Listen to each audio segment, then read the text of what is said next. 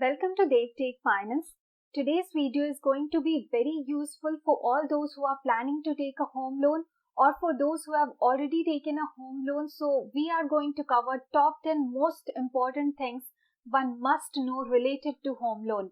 So starting from income tax deductions, processing fee, penalties, prepayment, etc. We would be covering a wide range of aspects related to home loan. So I would request you to watch the video till the end and do show your support by subscribing and liking the videos. Okay, so let's get started. First one is fixed and floating rate of interest. Borrower must consider the type of interest to opt for. One can choose between a fixed interest home loan and a floating interest home loan. So whenever you are going to take a home loan, you must inquire about it whether you are going to take a fixed rate home loan or you are going to take a floating rate home loan. So let me make the difference clear. So first one, fixed home loan interest rate is one where the rate does not change. So if you have taken a home loan of say 10 lakh rupees for 10 years at the rate of 8%, so it would remain same. The rate of interest 8% would remain same for the whole 10 years. And this is how fixed home loan interest rate is constant and it does not change with the changes in market. This would remain fixed throughout the tenure of your home loan. Now you see, because you are taking fixed rate of interest which is not going to change due to the market forces, it would be a slightly higher as compared to floating interest rate. So if you are getting a fixed rate home loan at 8%, you might get floating rate home loan at 7.5 something. So fixed rate are generally higher as compared to floating rate because there is no risk. It would remain same throughout your loan tenure. Whereas floating home loan rate varies over the course of one's loan tenure. So if you have taken a floating rate home loan at 8%, and if the market rate goes high and your the internal benchmark which is linked to market, it would increase, then your rate of interest would also increase. And in the same way, if the market goes down, the rate linked to the market goes down, your interest rate, your floating rate would also go down. So this is how floating rate home loan will vary, and thus there is higher risk. So you will be benefit if the rate drops, but on the other side, if the rate increases, you will have to pay more towards your home loan. So there is risk in floating home loan interest rate. There is no risk in fixed home loan interest rate, but you can see the difference because here in floating rate of interest, there is higher risk. You are getting it at lower interest rate as compared to fixed in the starting, whereas fixed home loan interest rate is charged slightly higher as compared to floating rate of home loan.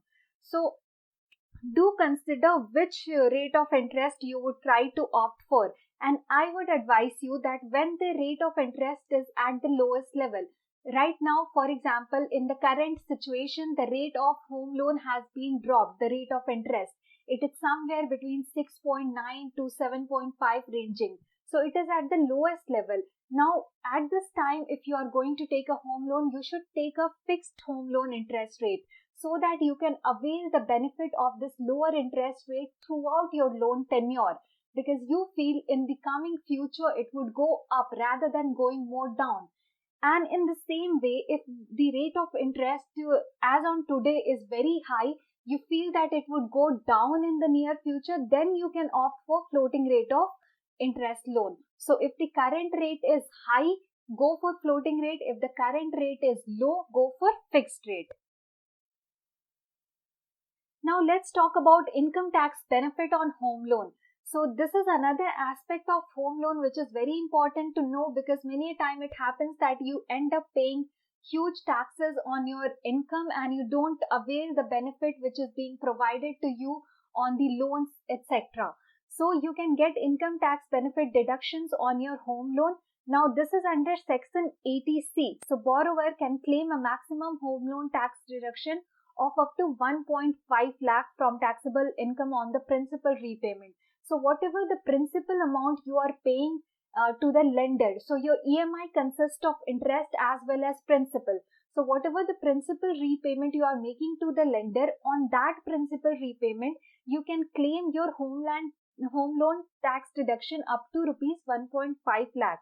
And you should do this. This is very important to avail the benefit of deductions in the income tax.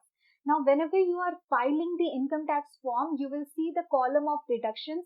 There you can see section 80C, and there you can mention your home loan details to claim the deduction.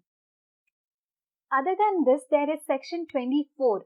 Under this, borrower can enjoy maximum deduction of up to 2 lakh on interest amount payable. So section 80C is providing you tax deduction on principal repayment. Section 24 provides you tax deduction up to 2 lakh on interest amount payable. So this is another column which you can claim in your IT filing as deductions up to rupees 2 lakhs. Also, you need to notice that if your property construction is not finished within 5 years, you can't claim this much amount. You can only claim up to 30,000. So make sure that your home loan construction is finished within 5 years if you want to get the benefit of section 24. Then there is third one, section 80EE. So this is for all the first time home buyers. They can claim an additional 50,000. So other than this 1.5 lakh or this 2 lakh, you can claim additional 50,000 if you are first time home buyer. Now this, you need to consider that your home loan amount must not be more than 35 lakh and your property's value. It means your home value should not be more than 50 lakh. So there is always down payment involved. You don't get the full property value amount from the lender. So you need to consider that your home loan amount should not be more than 35 lakh and your property's value should not be more than 50 lakh. Then you can claim under this section, section 80EE. Okay, so this was the income tax benefit on home loan. As I already mentioned, if you have taken home loan, you can file these as deductions in your income tax filing and you can get the benefit up to this amount. So this is very important, which you need to consider. Third one, we will talk about documents required for home loan. So many times when you are going to take home loan, you need to consider that what all documents you need. So first one is property documents. Whether we talk about sales deed, stamped agreement, NOC, possession of certificate, then detailed estimation of construction cost, bank account statement or payment receipt, occupancy certificate, all these are types of property documents. Now, not necessarily you will be having all these documents, but it's just to give you an example. So whatever property documents which you are having related to the property where you are going to make the construction or the home which you have purchased, you need to submit that while you would be submitting an application of your home loan. Second is your identity proof. So as an identity proof, you can show your Aadhaar card, your PAN card, your voter ID, your passport or your driving license. So any one of it would be valid as your identity proof. Third is your address proof. So for address proof, you can show the electricity bill, telephone bill or your water tax. These are just examples which you can show as your address proof. Now for salaried applicants, so if you are a salaried applicant who is getting a fixed salary every month, so you have to show your income proof. It could be your latest salary slips, your form 16, and you also need to show your bank account statement of last 3 months to 6 months. It would vary between 3 months to 6 months depending upon the lender or the bank or financial institution from where you are taking the home loan. So you need to show your salary slips, you need to show your bank account statement of last 3 months to 6 months.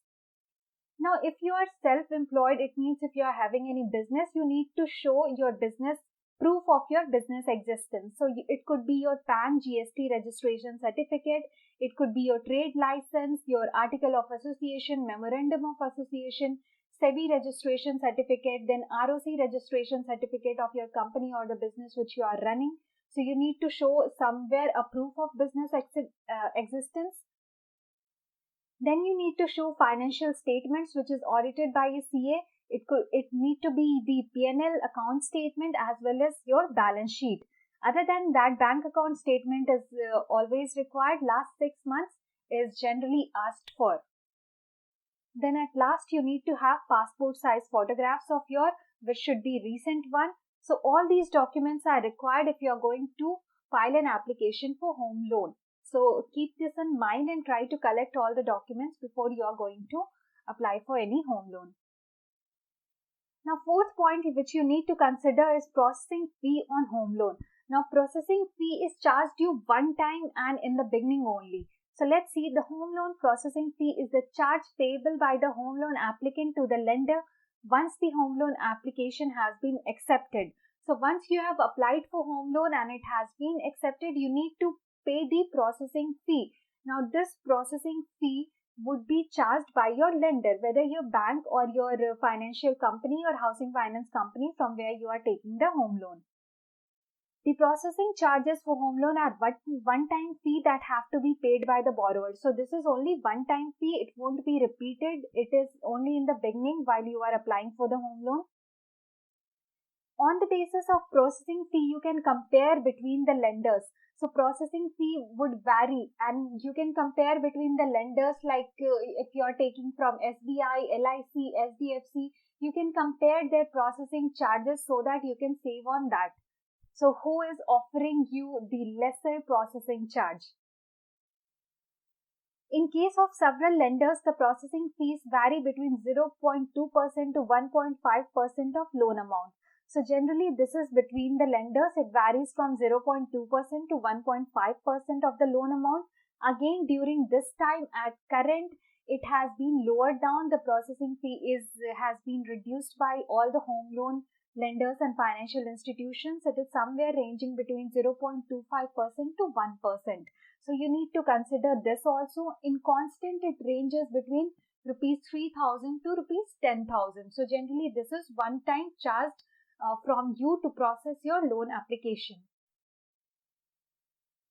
Now, fifth, which you need to consider is prepayment of home loan. So many times what it happens that you have already taken a home loan, you have been provided with a set EMI schedule, and because home loan is a higher amount, you need to, the loan tenure is quite long. So it is somewhere between 20 to 30 years. Now what happened in between, you get some additional surplus, additional cash flow, your income increases or your saving increases.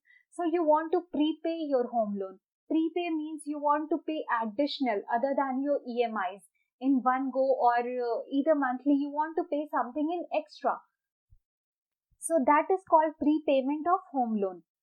Now, housing loan prepayment is when the borrower partially or fully pays off the home loan prior to the completion of the home loan tenure. So before your tenure has been completed, you may foreclose your loan. It means you may pay the full amount or you may pay the partial amount, which is also referred as prepayment. Now there are charges involved in prepayment which you need to consider. The prepayment charges on home loans vary from one lender to another, but it usually ranges between 2 to 4% of outstanding loan amount on fixed rate loan.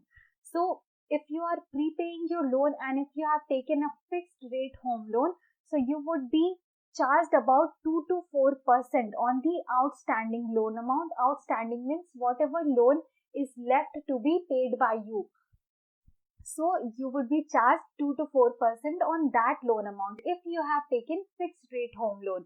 If you have taken floating rate home loan, there would be no charges. So that is another benefit of floating rate home loan, which is provided to you because you are taking risk of changes in the market linked rate. So as per RBI mandate, lenders cannot charge penalty fees for prepayment on floating interest loan.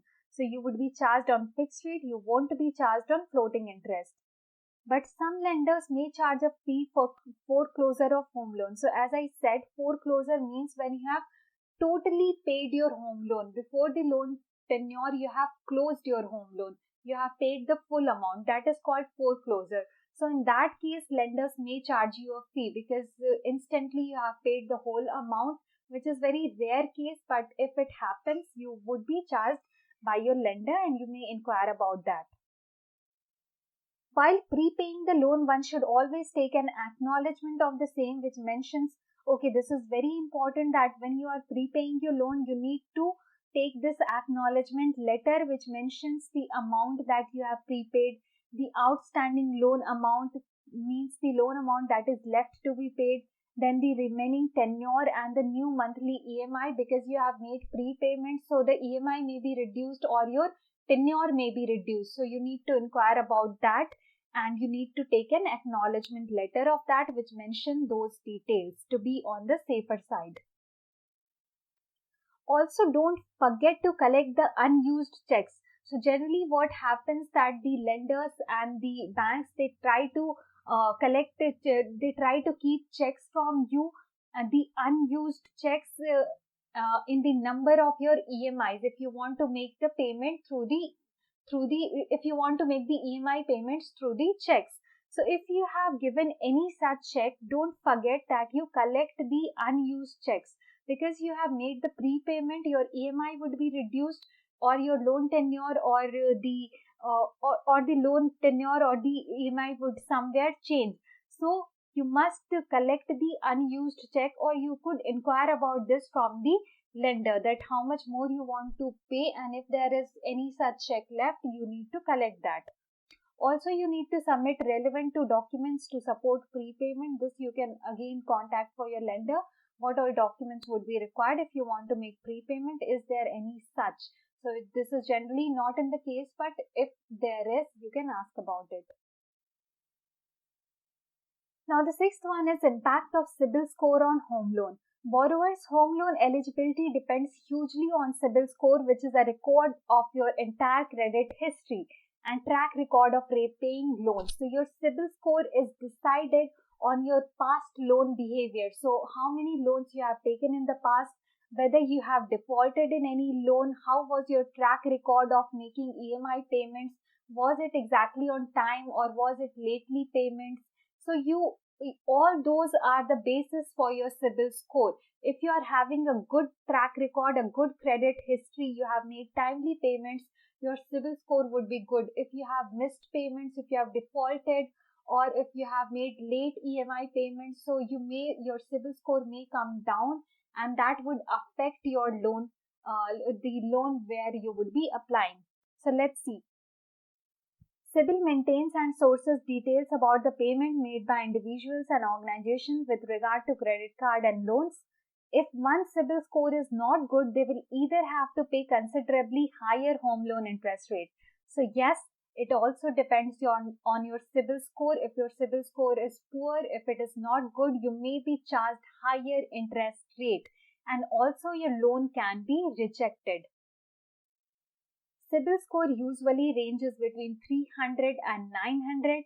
CIBIL score is impacted by your payment history. So as I already mentioned, any default if you have made prior, any late payments, that would be huge, that would be negatively impacting your score, and it will bring down your score.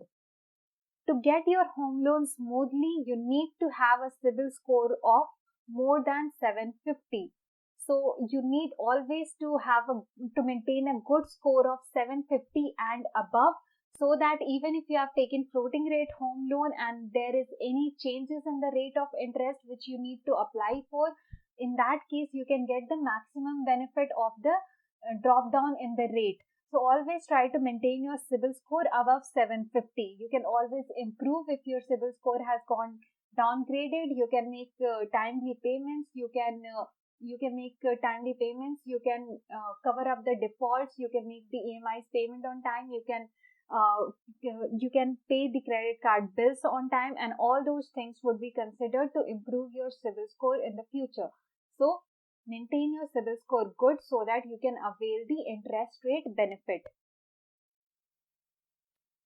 Now, here are some tips to reduce your home loan interest.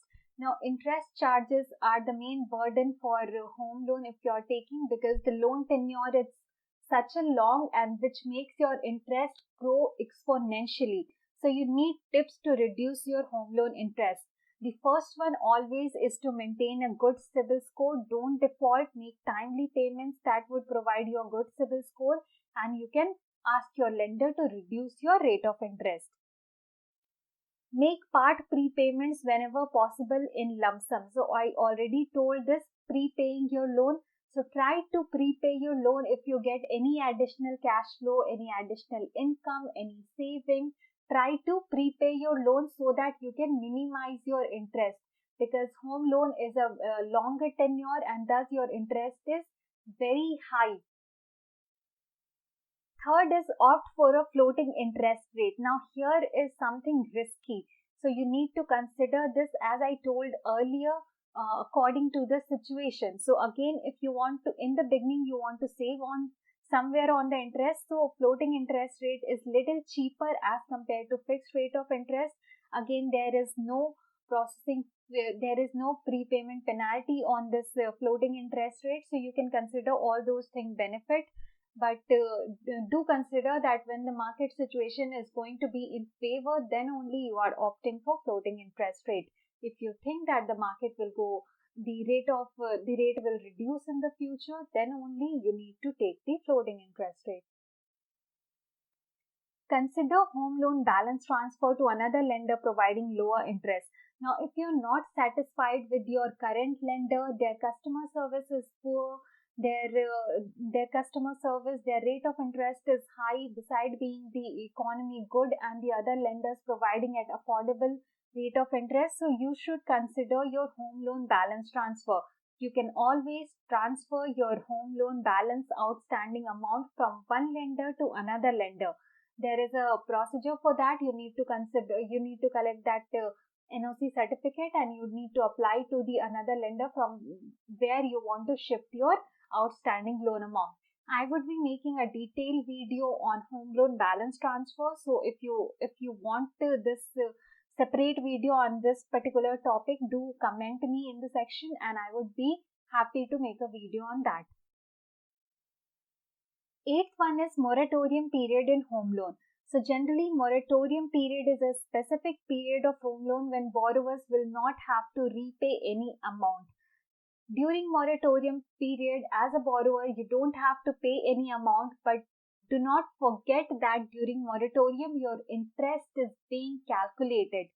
So your interest will be charged. There is no principal payment as such, but your interest will be charged during your moratorium period. The interest of the loan in the moratorium period will be calculated on simple interest, on the principle of simple interest. So it would be simple interest. Generally, it won't be compound interest, which occurs while your EMI starts. It will only be worked out on amount actually offered and not the entire loan. So moratorium period, the interest will be charged on the loan amount that has been disbursed. So the loan amount, many a time it happens that it is disbursed in stages. So while you have completed one stage of your construction of your home, and then another stage you are taking more home loans. So it depends on stages. So your interest will be charged on the loan amount that has been already disbursed and not the full loan amount. The interest charged will be computed and added to the principal amount later. So don't think that moratorium period, if you are not paying anything, it does not mean that the interest is not being charged. Simple interest is being charged and it will be added to the principal amount, which would be calculated in your EMI schedule later. Thereafter, once you start repaying EMIs, the accumulated interest in moratorium period, so I already mentioned that. Okay, there is a tip which I would like to share with you, is that during moratorium period, try to pay your interest. Interest is lower amount, it won't be affecting you as such. So try to pay your interest during moratorium period. It would help you save on your EMIs later. Okay, so ninth one is PLR or MCLR based home loan. So there are two concepts, prime lending rate and marginal cost lending rate. So marginal cost lending rate is lending rate calculated based on cost of raising new funds for the bank. Now this is somewhere linked to cost of maintaining cash reserve ratio, operating cost of bank and tenor premium. Now what you need to consider as a borrower, that MCLR is closely linked to repo rate. So if RBI makes any changes in repo rate, MCLR is more likely to fluctuate instantly as with changes in repo rate. So try to inquire about it from the lender from where you are taking home loan, whether your home loan rate of interest is linked to MCLR or is it linked to PLR. So PLR, prime lending rate, is the internal benchmark. Now this internal benchmark rate used for setting up interest rate on floating rate loans sanctioned by NBFC and housing finance companies. So mostly you will see that the banks which provide loan, those are linked to MCLR, which is closely linked to repo rate by RBI. Whereas if you are taking loan from housing finance companies or non-banking financial companies, they would be taking a prime lending rate as their internal benchmark, and this prime lending rate is calculated based on average cost of funds. So not necessarily it will change with the changes in repo rate. So this you need to consider. If you are taking floating rate home loan, you need to take from the bank where it is linked to MCLR, so that you can get maximum benefit. Interest rate on each floating rate loan would be reset based on the duration of the MCLR or PLR to which it is linked. So again, I am mentioning, if you are opting for floating rate of home loan, ask your bank or your lender that whether their internal benchmark linked to rate of interest is prime lending rate or MCLR. If it is linked to MCLR, it would provide you maximum benefit, because with the changes in repo rate, you can get the changes in your interest rate instantly without paying any fee or charges.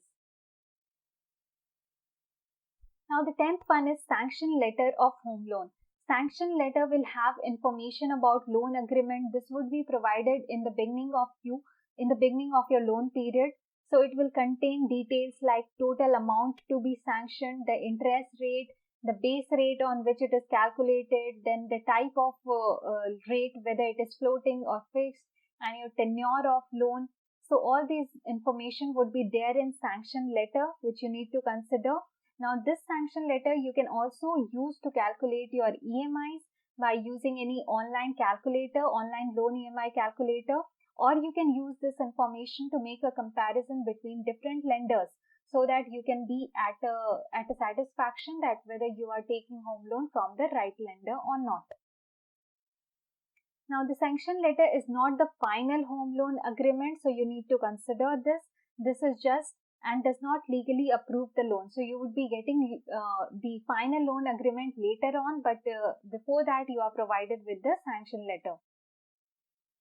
Okay, so this was all that I tried to cover in this video. And I hope that it was useful for you. If you want a separate video on any of this section, you can comment in the comment section, and I would be happy to make a video on that. Any queries, any related information you want, if it would be within my knowledge area, I would try to help you. So do comment, and please like and share my videos. Thank you for watching, and do subscribe to DevTech Finance. Thank you so much.